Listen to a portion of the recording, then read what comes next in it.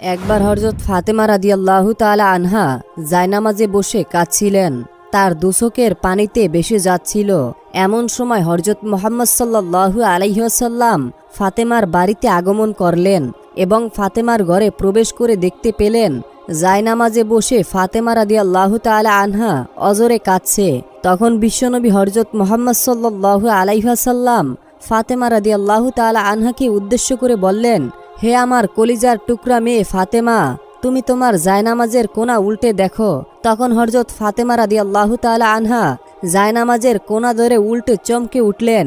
তিনি বললেন, এ কি আব্বাজান, এ যে গলিত স্বর্ণ অলংকার বয়ে যাচ্ছে। তখন হযরত মুহাম্মদ সাল্লাল্লাহু আলাইহি ওয়াসাল্লাম মা ফাতেমা রাদিয়াল্লাহু তাআলা আনহাকে বললেন, ওহে মা ফাতেমা, তোমার প্রয়োজন মোতাবেক তোমার যত প্রয়োজন হয় তুমি তত স্বর্ণ অলংকার এখান থেকে নিয়ে রাখতে পারো, যা তোমার সংসারের কাজে পারিবারিক কাজে লাগবে এবং তুমি দুনিয়ার আরামায়েশ করতে পারবে। দুনিয়ার যা ইচ্ছা তুমি তাই করতে পারবে এই স্বর্ণ অলংকার দিয়ে। দুনিয়ার সুখ শান্তি ক্ষণস্থায়ী, পরকালের সুখ শান্তি কিন্তু চিরস্থায়ী। মা, তুমি বুঝে বলো, দুনিয়ার সুখ শান্তি চাও নাকি আখেরাতের সুখ শান্তি চাও? হযরত মুহাম্মদ সাল্লাল্লাহু আলাইহি ওয়াসাল্লামের মুখে এমন কথা শুনে হযরত ফাতেমা রাদিয়াল্লাহু তাআলা আনহা জায়নামাজের কোনা ছেড়ে দিয়ে নবীজিকে বললেন, আব্বাজান, দুনিয়ার সুখ শান্তির কোনো প্রয়োজন নেই, আমি আখিরাতের সুখ শান্তির পেছনে দৌড়াতে চাই। অনুরূপভাবে আরও একদিনের ঘটনা। একদিন হযরত ফাতেমা রাদিয়াল্লাহু তাআলা আনহা এমনই দুর্বল হয়ে পড়েছিল যে তিনি বিছানা থেকে উঠতেই পারছিলেন না। এই ঘটনা যখন হযরত মুহাম্মদ সাল্লাল্লাহু আলাইহি ওয়াসাল্লামের কাছে পৌঁছালো, তিনি তখন কাল বিলম্ব না করে নবী করিম সাল্লাল্লাহু আলাইহি ওয়াসাল্লাম হযরত ফাতেমা রাদিয়াল্লাহু তাআলা আনহার বাড়িতে তাশরিফ আনলেন। নবী করিম সাল্লাল্লাহু আলাইহি ওয়াসাল্লাম ফাতেমার দরওয়াজায় উপস্থিত হয়ে ফাতেমা রাদিয়াল্লাহু তাআলা আনহাকে ডাকতে লাগলেন, কিন্তু ভিতর থেকে কোনো আওয়াজ আসছিল না। বিশ্বনবী আবারও ডাকলেন, কিন্তু ভেতর থেকে দ্বিতীয়বারও কোনো আওয়াজ আসলো না। তিনবারের মাথায় ফাতেমাকে উদ্দেশ্য করে ডাকতে লাগলেন। তখন ভেতর থেকে ফাতেমা রাদিয়াল্লাহু তাআলা আনহা জবাব দিলেন, আমি কেমনে দরওয়াজা খুলবো আব্বাজান? আমার গায়ে ছোট্ট একটি চাদর, পায়ের দিকে টানলে মাথার দিক খালি হয়ে যায়। তখন বিশ্বনবী দরওয়াজার বাহির থেকে তার মাথার রুমালটা নিয়ে দরওয়াজার ফাঁক দিয়ে ভিতরে দিয়ে মা ফাতেমাকে বলল, মা, আমার রুমালটা তোমার মাথার দিকে দিয়ে দাও। তখন ফাতেমা রাদিয়াল্লাহু তাআলা আনহা নবী করিম সাল্লাল্লাহু আলাইহি ওয়াসাল্লামের রুমালটা মাথার দিকে দিয়ে দরওয়াজা খুলে দিলেন। তখন বিশ্বনবী ঘরের ভিতরে ঢুকে দেখতে পেলেন মা ফাতেমার চোখ মুখ মলিন হয়ে আছে। তখন নবীজি ফাতেমাকে বলল, মা, তোমার কি অসুখ হয়েছে? ফাতেমা রাদিয়াল্লাহু তাআলা আনহা তখন নবীজিকে বললেন, আব্বাজান, কয়েকদিন যাবত উপাস থাকতে থাকতে ক্ষুধার জ্বালায় মাথা ব্যথায় দুর্বল হয়ে গিয়েছি। এটা শুনে হযরত ফাতেমা রাদিয়াল্লাহু তাআলা আনহাকে বিশ্বনবী সাল্লাল্লাহু আলাইহি ওয়াসাল্লাম বললেন, আমি আজ 3 দিন যাবত উপাস, অথচ আমি আল্লাহ তাআলার নিকট তোমার চেয়েও আমি চাইলে তিনি দুনিয়ার সবচাইতে ভালো খাবার আমাকে খাওয়াতেন, কিন্তু আমি দুনিয়ার উপরে আখিরাতকে প্রাধান্য দিয়েছি। তখন নবী করিম সাল্লাল্লাহু আলাইহি ওয়াসাল্লাম ফাতেমাকে বললেন, ফাতেমা, তুমি ধৈর্য ধরো, নিশ্চয়ই সুসংবাদ রয়েছে।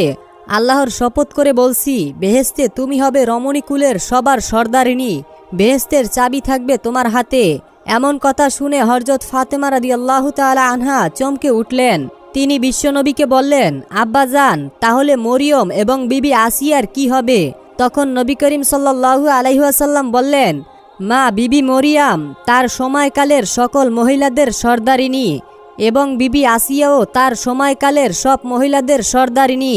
আর তুমি হলে এখন থেকে নিয়ে কিয়ামত পর্যন্ত যত মহিলা আছে সকলের সর্দারিনী। সকলের সর্দারিনী হিসাবে তুমি বেহেশতে থাকবে। একদা হযরত ফাতেমা রাদিয়াল্লাহু তাআলা আনহা ইহুদি এক বান্ধবীর সাথে বাগানে দাঁড়িয়ে কথা বলছিলেন। কয়েকজন লোক এসে সেই ইহুদি মেয়েটিকে বলল, আপনার বাবা আপনাকে বাড়িতে যেতে বলেছেন। তখন মেয়েটি সেই লোকগুলোর সাথে বাড়ি চলে যায়। বাড়ি যাওয়ার পরে সেই মেয়েটির বাবা মেয়েটিকে বলল, মা, আমি তোমার জন্য একটি ছেলে নির্বাচন করেছি। ছেলেটি ইহুদি সম্প্রদায়ের এক শিল্পপতির ছেলে। তুমি কি এই বিয়েতে রাজি আছো? তখন মেয়েটি বলল, বাবা, এর উত্তর আমি আগামীকালকে দেব, আজকে আমাকে সময় দিন, আমি একটু ভেবে দেখি। তার বাবা মেয়েটিকে বলল, আচ্ছা ঠিক আছে মা, তুমি ভেবে চিনতে তারপরে উত্তর দিও। এরপরে সেই ইহুদি মেয়েটি সেখানে আর কোনো কাল বিলম্ব না করে হযরত ফাতেমা রাদিয়াল্লাহু তাআলা আনহার কাছে চলে আসলেন। মেয়েটি হযরত ফাতেমা রাদিয়াল্লাহু তাআলা আনহার কাছে এসে বলল, আমার বাবা একজন ছেলে নির্বাচন করেছেন। ছেলেটি হচ্ছে ইহুদি সম্প্রদায়ের এক শিল্পপতির ছেলে। সেই ছেলেটির সাথে আমার বাবা বিয়ে দিতে চায়। তুমি বলো এখন আমি কি করতে পারি? তখন হযরত ফাতেমা রাদিয়াল্লাহু তাআলা আনহা মেয়েটির এই কথাগুলো শুনে বলল, যেহেতু তোমার বাবা ছেলেটির সঙ্গে তোমার বিয়ে ঠিক করেছে এবং তোমার বাবা চাইছে এই ছেলেটির সঙ্গে তোমার বিয়ে দিতে, সেহেতু তুমি বিয়েতে রাজি হয়ে যাও। তখন মেয়েটি ফাতেমা রাদিয়াল্লাহু তাআলা আনহাকে বলল, হ্যাঁ আমি বিয়েতে রাজি হতে পারি, কিন্তু একটি শর্ত আছে। শর্তটি হলো তুমি যদি আমার বিয়েতে উপস্থিত থাকো বা উপস্থিত হও তবে আমি এই বিয়েতে রাজি। তুমি তো জানো আমি তোমাকে কতটা ভালোবাসি। তখন হযরত ফাতেমা রাদিয়াল্লাহু তাআলা আনহা মেয়েটিকে বলল, তোমরা ইহুদি আর আমরা মুসলমান, আর তুমি তো ভালো করেই জানো যে ইহুদিরা মুসলমানদেরকে একদমই সহ্য করতে পারে না। আর আমি যদি তোমাদের বিয়েতে যাই তাহলে আমার বাবা হযরত মুহাম্মদ সাল্লাল্লাহু আলাইহি ওয়াসাল্লামকে মুসলমান সম্প্রদায়ের কাছে প্রশ্নের সম্মুখীন হতে হবে এবং তোমার বাবাকেও তোমাদের সম্প্রদায়ের কাছে প্রশ্নের সম্মুখীন হতে হবে এবং তারাও তোমাকে নিয়ে হাসি ঠাট্টা করবে। তাই আমি তোমার বিয়েতে উপস্থিত হতে চাই না।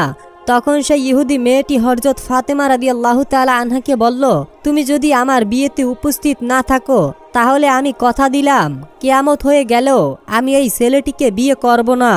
মেয়েটির মুখে এমন কথা শুনে এক পর্যায়ে নিরাশ হয়ে হযরত ফাতেমা রাদিয়াল্লাহু তাআলা আনহা সেই মেয়েটিকে বলল, ঠিক আছে বোন, আমি তোমার বিয়েতে যাব, তুমি এই কথা তোমার বাবাকে জানিয়ে দাও। তখন মেয়েটি ফাতেমা রাদিয়াল্লাহু তাআলা আনহার কথাগুলো শুনে এক দৌড়ে বাবার কাছে চলে গেল। বাবার কাছে এসে বলল, বাবা আমি এই বিয়েতে রাজি আছি, তবে একটি শর্ত আছে। শর্তটি হলো আমার বিয়েতে মুহাম্মাদের মেয়ে ফাতেমা রাদিয়াল্লাহু তাআলা আনহাকে উপস্থিত হতে হবে, সে আমার বিয়েতে উপস্থিত হবে। তখন মেয়েটির বাবা বলল, মুহাম্মাদের মেয়ে যদি আমাদের বাড়িতে আসে তাহলে সে এই স্ট্যাটাসের সাথে মিলবে না, কারণ সে হচ্ছে গরিব, তার বাবাও হচ্ছে গরিব, তারা ঠিক মতো দুবেলা খাবার খেতে পারে না, তাদের দেহে ভালো জামা কাপড় নেই, তাহলে তারা কিভাবে আসবে তোমার বিয়েতে? তোমার বিয়েতে যারা আসবে তারা সবাই ধনী শিল্পপতির মেয়ে, তাই মুহাম্মাদের মেয়ে ফাতেমাকে দাওয়াত দেওয়া যাবে না। তখন মেয়েটি তার বাবাকে বলল, ফাতেমাকে যদি বিয়েতে আসতে বাধা দাও তাহলে আমি জীবনেও এই বিয়ে করব না। এক পর্যায়ে বাবা নিরাশ হয়ে রাজি হলেন এবং মেয়েটিকে বলল, আমি তোমাকে অনুমতি দিতে পারি, তবে একটি শর্ত আছে। শর্তটি হলো যদি মুহাম্মাদের মেয়ে ফাতেমা আমাদের বাড়িতে আসতে চায় তাহলে তাকে সুন্দর জামা কাপড় পরে আসতে হবে। যদি পুরাতন জামা কাপড় পরে আসে তাহলে সে বাড়ির ভিতরে ঢুকতে পারবে না। তখন সেই মেয়েটি বাবার কথা শুনে মেয়েটি আবারও দৌড়ে হযরত ফাতেমা রাদিয়াল্লাহু তাআলা আনহার কাছে গিয়ে বললেন, হে বোন ফাতেমা, তুমি আমার বিয়েতে চাও সেটা আমার বাবা চায় না, তবে আমার বাবা একটি শর্তে রাজি হয়েছে। শর্তটি হচ্ছে আমার বিয়েতে যদি তুমি জিতে চাও তাহলে তোমাকে অবশ্যই সুন্দর জামা কাপড় পরে আমার বিয়েতে আসতে হবে। এখন তুমি বলো তুমি আমার বিয়েতে আসবে কিনা? এই কথা শুনে হযরত ফাতেমা রাদিয়াল্লাহু তাআলা আনহা কেঁদে দিলেন এবং বললেন, বোন আমার জীবনে এমনও দিন কেটে গেছে আমি আমার জীবনে নতুন জামা কাপড় চোখেই দেখিনি। দিনের পর দিন চলে যায় চুলায় আগুন ধরে না, দিনের পর দিন চলে যায় আমরা না খেয়ে থাকি, সেখানে নতুন জামা কাপড় কি করে পাবো? তখন মেয়েটি হযরত ফাতেমা রাদিয়াল্লাহু তাআলা আনহাকে বললেন, তুমি যদি তোমার নিজের মুখ দিয়ে একবার বলো যে আমি তোমার বিয়েতে নতুন জামা কাপড় পরেই যাব, তাহলে আমি বিশ্বাস করি তোমার সৃষ্টিকর্তা মহান আল্লাহ রব্বুল আলামিন তোমার জামা কাপড়ের ব্যবস্থা করে দেবেন, কারণ আমি জানি তোমার সাথে তোমার রবের অনেক ভালো সম্পর্ক। ফাতেমা রাদিয়াল্লাহু তাআলা আনহা একসময় আবেগী হয়ে বললেন, ইনশাআল্লাহ আমি তোমার বিয়েতে যাব এবং পৃথিবীর সবচাইতে দামি কাপড় পরেই তোমার বিয়েতে যাব ইনশাআল্লাহ। তখন সেই মেয়েটি দৌড়ে তার বাবার কাছে চলে গেল। তার বাবার কাছে গিয়ে বলল, বাবা ফাতেমা আমার বিয়েতে আসবে এবং সবচাইতে দামি কাপড় পরেই আসবে। তারপরে বিয়ের দিন তারিখ ঠিক হলো। একদিন ফাতেমা রাদিয়াল্লাহু তাআলা আনহা অনেক চিন্তা করতে লাগলেন। বিয়ের দিন খুবই কাছে চলে আসলো। আবার আমি ওয়াদা করেছি যে তার বিয়েতে যাব এবং নতুন জামা পরেই যাব, কিন্তু আমার নতুন জামা কাপড় নেই। এইসব কথা চিন্তা করতে করতে হযরত ফাতেমা রাদিয়াল্লাহু তাআলা আনহা জায়নামাজ বিছিয়ে নামাজে বসে গেলেন। সেজদায় গিয়ে তিনি দুচোখের পানি ছেড়ে দিলেন এবং বললেন, হে মহান রব্বুল আলামিন, দুনিয়াতে আপনার সঙ্গে আমার গভীর সম্পর্ক হয়েছে তা আজ পর্যন্ত কেউই জানে না। মাসের পর মাস চলে গিয়েছে, না খেয়ে আমি থেকেছি, কোনোদিনও আপনার কাছ থেকে কোনো কিছু চাইনি। আজকে আমি আপনার কাছে একটি নতুন জামা কাপড়ের আবদার করলাম। এই আবদার আমার যৌবিক বা দৈহিক চাহিদা পূরণের জন্য নয়। আমাকে একটি নতুন জামা প্রদান করুন, যেটা পরে আমি আমার বান্ধবীর বিয়েতে যেতে পারবো এবং সেখানকার সকল মেয়েরা যেন আমার সেই কাপড়ের দিকে তাকিয়ে থাকে। হে আমার রব, আপনি কি আমাকে নতুন একটি জামা প্রদান করবেন বা দান করবেন? এভাবে হযরত ফাতেমা রাদিয়াল্লাহু তাআলা আনহা চোখের পানি ছেড়ে দিয়ে কান্না করতেছেন। জায়নামাজ ভিজে গিয়েছে। নামাজ শেষে তিনি যখন ঘরের কোনায় তাকালেন তখন ঘরের কোনায় দুইটি প্যাকেট দেখতে পেলেন। তখন হযরত ফাতেমা রাদিয়াল্লাহু তাআলা আনহা প্যাকেট নিয়ে কাঁদতে কাঁদতে নবী করিম সাল্লাল্লাহু আলাইহি ওয়াসাল্লামের কাছে আসলেন এবং তার কাছে সমস্ত ঘটনা খুলে বললেন। অতঃপর নবী করিম সাল্লাল্লাহু আলাইহি ওয়াসাল্লাম প্যাকেটটি হাতে নিয়ে খুলেই জান্নাতের সুঘ্রাণ পেলেন। তিনি এই সুঘ্রাণ মেরাজের রাতে পেয়েছিলেন। তখন বিশ্বনবী হযরত মুহাম্মদ সাল্লাল্লাহু আলাইহি ওয়াসাল্লাম ফাতেমা রাদিয়াল্লাহু তাআলা আনহাকে জড়িয়ে ধরে বললেন, এই কাপড় তুমি কোথায় পেয়েছো ফাতেমা? এই কাপড় তো দুনিয়ার কোনো সাধারণ কাপড় নয়, এটা জান্নাতের কাপড়। তুমি গোপনে আল্লাহর সাথে যে সম্পর্ক করেছো, মহান আল্লাহ রব্বুল আলামিন তোমার উপর সন্তুষ্ট হয়েছেন এবং তোমার দোয়া কবুল করেছেন। মহান আল্লাহ রব্বুল আলামিনের নিকট একটি কাপড়ের আবদার করার কারণে মহান আল্লাহ রব্বুল আলামিন তোমাকে জান্নাতুল ফেরদাউস থেকে তোমার জন্য একটি জামার ব্যবস্থা করে দিয়েছেন।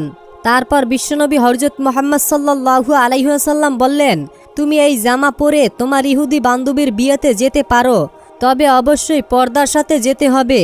জবাবে হযরত ফাতেমা রাদিয়াল্লাহু তাআলা আনহা বললেন, আব্বাজান, আমি নিশ্চয়ই পর্দার সহিত আমার বান্ধবীর বিয়েতে যাব। যখন হযরত ফাতেমা রাদিয়াল্লাহু তাআলা আনহা জান্নাতি পোশাক পরলেন তখন তার সৌন্দর্য আরো যেন বেড়ে গেল। সেই জামা পরে হযরত ফাতেমা রাদিয়াল্লাহু তাআলা আনহা যখন বিয়ে বাড়িতে প্রবেশ করলেন তখন যেন সবকিছু আলোকিত হয়ে গেল। মহিলারা নববধূর দিক থেকে মুখ ফিরিয়ে হযরত ফাতেমা রাদিয়াল্লাহু তাআলা আনহুর দিকে তাকিয়ে রইল। সবাই বলতে লাগলো যে, ফাতেমা, তুমি তো গরিব, তাহলে তুমি এত দামি সুন্দর পোশাক তুমি কোথায় পেলে? আমরা এই কাপড় কোথায় কিনতে পাবো? ফাতেমা রাদিয়াল্লাহু তাআলা আনহা বললেন, তোমরা সেই বাজার চিনবে না, সেই দোকানও চিনবে না। যেই রাস্তা দিয়ে আমি সেই বাজারে গিয়েছিলাম সেই রাস্তাও তোমরা চিনবে না।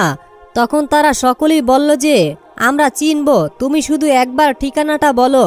তোমার ঠিকানা বলতে দেরি, কিন্তু আমাদের সেই বাজার চিনতে দেরি হবে না। তখন হযরত ফাতেমা রাদিয়াল্লাহু তাআলা আনহা তাদেরকে বললেন, আমি যে বাজারের দোকান থেকে এই জামাটি কিনেছি সেই দোকানে কোনো সাধারণ রাস্তা দিয়ে যাওয়া যায় না।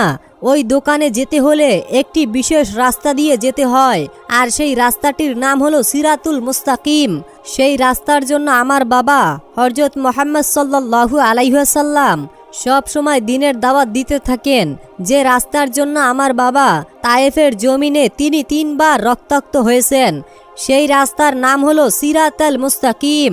সেই রাস্তা দিয়ে যদি তোমরা যেতে চাও, যেতে যেতে একটি বাজার পাবে, সেই বাজারের নাম হলো জান্নাত। আর সেই বাজারে একটি দোকান আছে, সেই দোকানের নাম হলো জান্নাতুল ফেরদাউস। আর সেই দোকানের মালিকই আমাকে এই জামাটি দিয়েছে।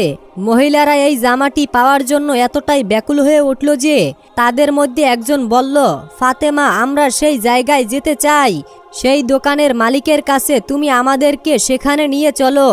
জবাবে ফাতেমা রাদিয়াল্লাহু তাআলা আনহা বললেন, সেই দোকানের মালিকের কাছে যেতে হলে তোমাদেরকে একটি বাক্য পাঠ করতে হবে। তোমরা কি পারবে সেই বাক্যটি পাঠ করতে? মহিলারা সবাই একসাথে বলে উঠল, আমরা পারবো, তুমি বলো আমাদেরকে কি সেই বাক্য।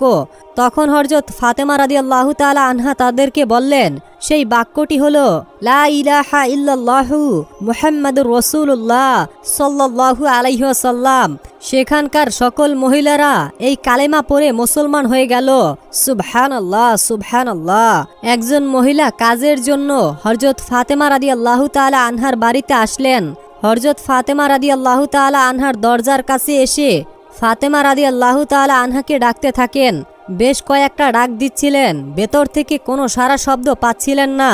কিন্তু হযরত ফাতেমা রাদিয়াল্লাহু তাআলা আনহার ঘরের মধ্য থেকে জাতা গোরানোর শব্দ বের হয়ে আসছিল। তখন হযরত উম্মে আয়মান ফাতেমা রাদিয়াল্লাহু তাআলা আনহার জালনা দিয়ে ভিতরে তাকিয়ে দেখতে পেলেন ফাতেমা রাদিয়াল্লাহু তাআলা আনহা ঘুমাচ্ছেন, কিন্তু তার ঘরের ভিতরে জাতাটা একা একাই চলতেছে এবং জায়নামাজে বসে একজন মহিলা তার তাসবিহ গুনতেছে। আর একজন মহিলা হযরত হোসাইন রাদিয়াল্লাহু তাআলা আনহাকে ঘুম পাড়াচ্ছেন। এমনটা দেখে উম্মে আয়মান দ্রুত সেখান থেকে চলে আসলেন এবং নবী করিম সাল্লাল্লাহু আলাইহি ওয়াসাল্লামের দরবারে এসে উপস্থিত হলেন। সমস্ত ঘটনা খুলে বললেন। তারপর বিশ্বনবী উম্মে আয়মানকে বলল, উম্মে আয়মান, আমার মেয়ে জাতা গোরাতে গোরাতে ক্লান্ত শরীর নিয়ে ঘুমিয়ে পড়েছিল, অথচ তখনও তার জাতা বাকি ছিল এবং প্রচুর গরমের কারণে হযরত হোসাইন রাদিয়াল্লাহু তাআলা আনহুর ঘুম ভেঙে গিয়েছিল। তাই আল্লাহ রাব্বুল আলামিন হযরত ফাতেমা রাদিয়াল্লাহু তাআলা আনহার ঘরের মধ্যে 3 জন ফেরেশতা তিনি কাজের সমাধানের জন্য পাঠিয়েছেন।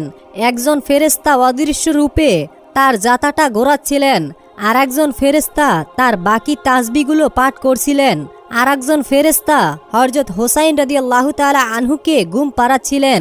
উম্মে আয়মান, তুমি যা দেখেছো, তুমি যে 3 জন মহিলাকে দেখে এসেছো, তারা কোনো মহিলা নয়, তারা আল্লাহ রাব্বুল আলামিনের পক্ষ থেকে পাঠানো ফেরেশতা।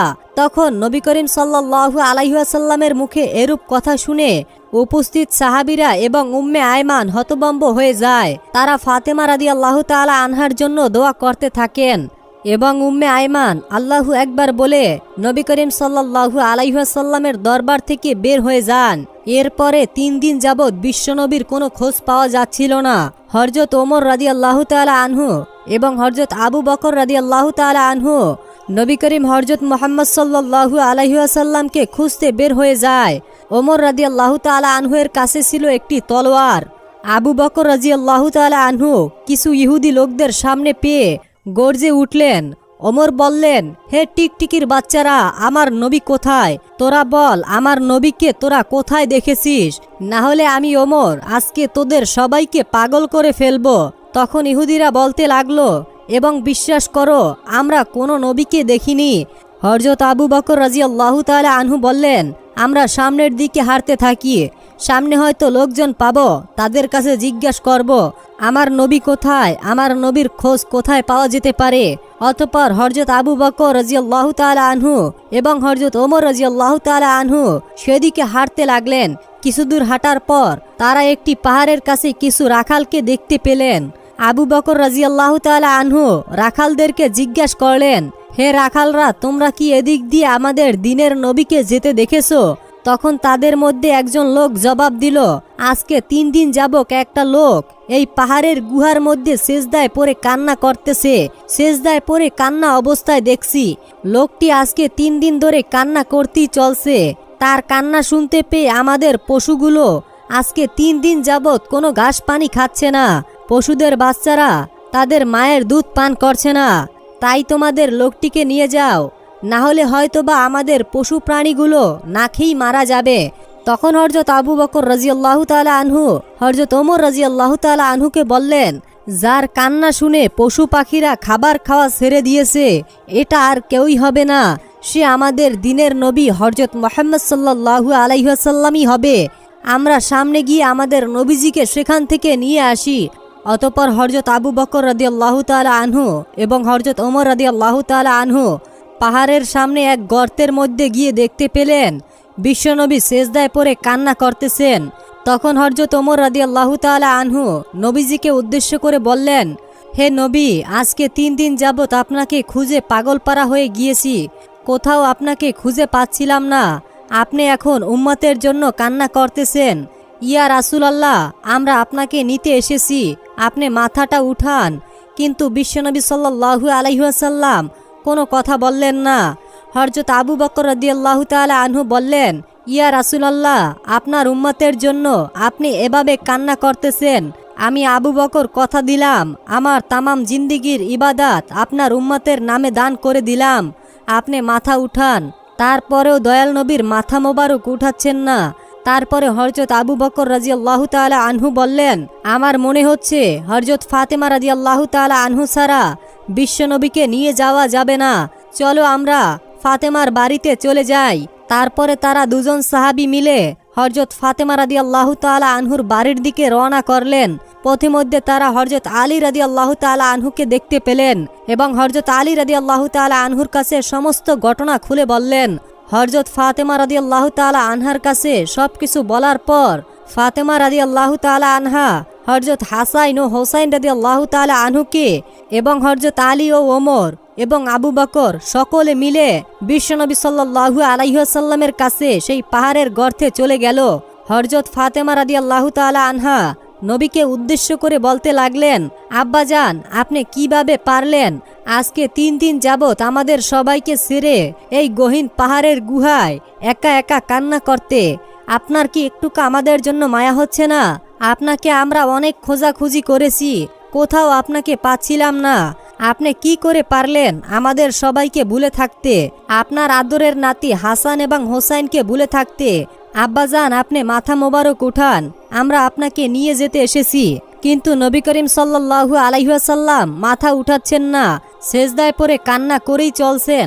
তারপর হযরত ফাতেমা রাদিয়াল্লাহু তাআলা আনহা বললেন, হে আব্বাজান, আমি ফাতেমা কথা দিচ্ছি আপনার উম্মতের জন্য আমি আমার আদরের সন্তান এবং আপনার আদরের নাতি হাসান এবং হোসাইনকে কোরবানি করে দিলাম। তখন আল্লাহ পাক রব্বুল আলামিন জিবরাইল আলাইহিস সালামকে ডেকে বললেন, হে জিবরাইল, তুমি এখনই আমার বন্ধুর কাছে যাও, আমার বন্ধুকে বলো সিজদা থেকে মাথা উঠাতে এবং আমার বন্ধুকে বলে দিও যে আমি আল্লাহ রব্বুল আলামিন আমার বন্ধুর সমস্ত উম্মতের জিম্মাদারি হয়ে গেলাম।